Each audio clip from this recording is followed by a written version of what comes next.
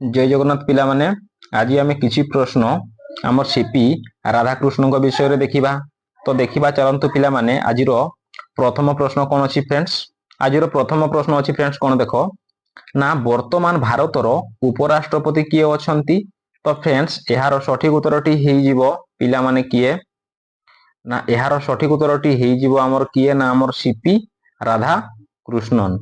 ये हेउछंती फ्रेंड्स आमर केते ना आमर ये हेउछंती फ्रेंड्स आमर 15तम आमर उपराष्ट्रपति। आ 14तम उपराष्ट्रपति आमर किए थिले फ्रेंड्स ना आमर 14तम उपराष्ट्रपति थिले आमर किए ना जगदीप धनकर फ्रेंड्स। परवर्ती प्रश्न रही फ्रेंड्स कौन देखंतु ना सीपी राधाकृष्णन को आमर पूरा नाम कौन पचारि। तो फ्रेंड्स यार सठिक उत्तरटी हो कौन ना आमर चिन्नापुरम आमर पन्नास्वामी आमर राधाकृष्ण हो यार सठिक उत्तर। परवर्ती प्रश्न फ्रेंड्स सीपी राधाकृष्णन भारतर केतेतम आमर उपराष्ट्रपति। यार सठिक उत्तरटी हो जाउछि फ्रेंड्स आपणकर किए ना आमर ऑप्शन सी ना सीपी राधाकृष्णन होउछंती किए ना आमर भारतर 15तम आमर उपराष्ट्रपति फ्रेंड्स। परवर्ती प्रश्न फ्रेंड्स सीपी राधाकृष्णन केउ राज्य रे जन्मग्रहण करथिले। तो फ्रेंड्स यार सठिक उत्तरटी हो जाउछि आपणकर ऑप्शन ए ना किए आमर तमिलनाडु राज्य रे सीपी राधाकृष्णन जन्मग्रहण करथिले। परवर्ती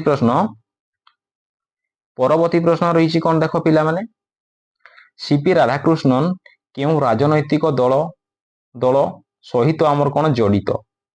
तो फ्रेंड्स यार सठिक उत्तरटी हो जाउछि आपणकर किए ना आपणकर ऑप्शन बी ना भारतीय जनता पार्टी बा आपण माने बीजेपी कहि परिबे बीजेपी। परवर्ती प्रश्न फ्रेंड्स सीपी राधाकृष्णन केते थर लोकसभा सांसद भाव रे आमर निर्वाचित होइथिले। यार सठिक उत्तरटी हो जाउछि फ्रेंड्स आपणकर ऑप्शन बी ना केते थर ना 2 थर। परवर्ती प्रश्न फ्रेंड्स सीपी राधाकृष्णन केबे जन्मग्रहण करथिले। तो फ्रेंड्स यार सठिक उत्तरटी हो जाउछि किए ना आपणकर ऑप्शन ए ना केते आमर 4 मे आमर 1900 केते ना आमर 57 मसीहा रे सीपी राधाकृष्णन आमर तमिलनाडु रे जन्मग्रहण करथिले। परवर्ती प्रश्न फ्रेंड्स सीपी राधाकृष्णन केउ राज्यर आमर गवर्नर थिले जस्ट पूर्वरु। तो यार सठिक उत्तरटी हो देख फ्रेंड्स आमर किए आमर ऑप्शन सी फ्रेंड्स आमर किए ना महाराष्ट्र। परवर्ती प्रश्न फ्रेंड्स कौन अच्छी देखंतु ना सीपी राधाकृष्णन को आमर प्रतिद्वंदी किए थिले भाइस प्रेसिडेंट चयन रे जेते बेले आमर भाइस प्रेसिडेंट आमर भोट हेइथिला। तो सेते बेले कौन हेइथिला ना तार प्रतिद्वंदी रे किए थिले ना तार प्रतिद्वंदी रे थिले फ्रेंड्स आमर ऑप्शन ए ना किए आमर बी सुदर्शन रेड्डी थिले। परवर्ती प्रश्न फ्रेंड्स कौन रही देखो ना सीपी राधाकृष्णन केउ विषय रे आमर शिक्षा ग्रहण करथिले। तो फ्रेंड्स यार सठिक उत्तरटी हो आपणकर किए ना आपणकर ऑप्शन सी ना वाणिज्य क्षेत्र रे सीपी राधाकृष्णन आमर शिक्षा ग्रहण करथिले।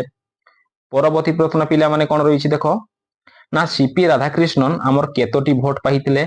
ए जो फ्रेंड्स आमर उपराष्ट्र पई फ्रेंड्स आमर भोट हेइथिला। तो आमर सीपी राधाकृष्णन आमर केतेटी आमर भोट पाइथिले। तो फ्रेंड्स यार सठिक उत्तरटी हो केते ना आमर ऑप्शन सी फ्रेंड्स ना केतोटी आमर 452 भोट पाइथिले फ्रेंड्स। परवर्ती प्रश्न रही देख पिला माने कौन ना सुदर्शन रेड्डी आमर केतोटी भोट पाइथिले। आउ सुदर्शन रेड्डी आमर सी ऑपोजिट साइड रे सी लड़ी थिले। तो यार सठिक उत्तरटी हो जाउछि फ्रेंड्स आमर केते ना आमर ऑप्शन ए फ्रेंड्स केतोटी आमर 3टी आमर 300टी आमर कोन पाइथिले ना भोट पाइथिले। परवर्ती प्रश्न रही पिला माने कोन देखो से केउ आमर यूनिवर्सिटी रु बा आमर बीबीए माने करिसंती बा आमर से कोन तांको कॉलेज रो ना कोन। तो तांको कॉलेज रो ना होउछि पिला माने कोन ना आमर ऑप्शन ए ना VO आमर चिदम्बरम कॉलेज से एई कॉलेज रु बीबीए पढ़िथिले। परवर्ती प्रश्न पिला माने कोन रहिछि देखो ना से केउ वर्ष रे आमर RSS रे से जोग देइथिले। प्रथमे से RSS रे जोग देइथिले केबे फ्रेंड्स ना आमर ऑप्शन ए फ्रेंड्स ना केते हिजिबो ना आमर 1900 आमर 73 मसीहा रे से प्रथमे RSS रे जोग देले। परे से आमर कोन ना आमर बीजेपी पार्टी रे जोग देइथिले। পরবর্তী প্রশ্ন পিলামানে কোন রয়েছে দেখো না কাহাকু ভারতর দ্বিতীয় নাগরিক বলি কুহাছে। তো ফ্রেন্ডস এହାର সঠিক উত্তরটি ହେଇଯିବ দেখন্তু ଆପଣଙ୍କର କିଏ ନା ଆପଣଙ୍କର এটা ଉପରାଷ୍ଟ୍ରପତି ହେଇଯିବ। ଫ୍ରେଣ୍ଡସ୍ এটা ଉପରାଷ୍ଟ୍ରପତି ହେଇଯିବ। ଆମର ଉପରାଷ୍ଟ୍ରପତିଙ୍କୁ ଆମର କଣ କୁହାଯାଏ ଆମର ଦ୍ୱିତୀୟ ନାଗରିକ ବୋଲି କୁହାଯାଏ। ଆଉ ରାଷ୍ଟ୍ରପତିଙ୍କୁ କୁହାଯାଏ ଆମର କଣ ନା ଆମର ପ୍ରଥମ ନାଗରିକ। ଆଉ ପ୍ରଧାନମନ୍ତ୍ରୀଙ୍କୁ କୁହାଯାଏ ଆମର ହେଉଛି ଥାର୍ଡ ନାଗରିକ ବା ତୃତୀୟ ଆମର ନାଗରିକ ବୋଲି କୁହାଯାଏ। ପରବର୍ତ୍ତୀ ପ୍ରଶ୍ନ ରହିଛି ଫ୍ରେଣ୍ଡସ୍ କଣ ଦେଖନ୍ତୁ ନା ଭାରତର ପ୍ରଥମ ରାଷ୍ଟ୍ରପତି କିଏ ଥିଲେ।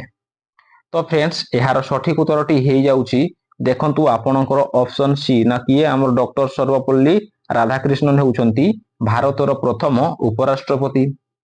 ପରବର୍ତ୍ତୀ ପ୍ରଶ୍ନ ରହିଛି ଫ୍ରେଣ୍ଡସ୍ କଣ ଦେଖନ୍ତୁ ଭାରତର ପ୍ରଥମ ରାଷ୍ଟ୍ରପତି କିଏ ଥିଲେ ଯିଏକି ପ୍ରଥମେ ଆମର ଇସ୍ତଫା ଦେଇଥିଲେ। ତ ଫ୍ରେଣ୍ଡସ୍ ଏହି ପ୍ରଶ୍ନଟି ଆପଣମାନଙ୍କ ପାଇଁ VVI ବା ଭେରି ଇମ୍ପୋର୍ଟାଣ୍ଟ ରହିବ। ତ ଏହାର ସଠିକ ଉତ୍ତରଟି ହେଇଯାଉଛି ଆପଣଙ୍କର କିଏ ନା ଆମର VV ଗିରି ହେଇଯିବ ଯିଏକି ପ୍ରଥମେ ଇସ୍ତଫା ଦେଇଥିଲେ। ପରବର୍ତ୍ତୀ ପ୍ରଶ୍ନ ଫ୍ରେଣ୍ଡସ୍ କଣ ରହିଛି ଦେଖନ୍ତୁ ନା ରାଷ୍ଟ୍ରପତିଙ୍କର କାର୍ଯ୍ୟକାଳ ହେଉଛି ଆମର କେତେ ବର୍ଷ। ଉପରାଷ୍ଟ୍ରପତି ହେଇଯିବ ତ ରାଷ୍ଟ୍ରପତି ବି ତ ଫ୍ରେଣ୍ଡସ୍ ଆପଣମାନେ ଏଠାରେ ମନେ ରଖନ୍ତୁ ସେ ରାଷ୍ଟ୍ରପତି କଥା ପଚାରୁ ବା ଆମର ଉପରାଷ୍ଟ୍ରପତି କଥା ପଚାରୁ ତ ଯଦି କାର୍ଯ୍ୟକାଳ କଥା ପଚାରିବ ତାହେଲେ ଉଭୟଙ୍କର ସେମ୍ ହେଇଯିବ ନା କେତେ ବର୍ଷ ନା ଆମର 5 ବର୍ଷ ହେଇଯିବ।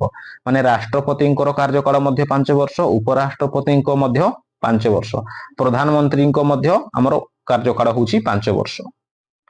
ପରବର୍ତ୍ତୀ ପ୍ରଶ୍ନ ଫ୍ରେଣ୍ଡସ୍ କଣ ରହିଛି ଦେଖନ୍ତୁ ନା ରାଷ୍ଟ୍ରପତି ହେବା ପାଇଁ ଅତି କମରେ ଆମର କେତେ ବର୍ଷ ଆମର ବୟସ ଆବଶ୍ୟକ ପଡିଥାଏ।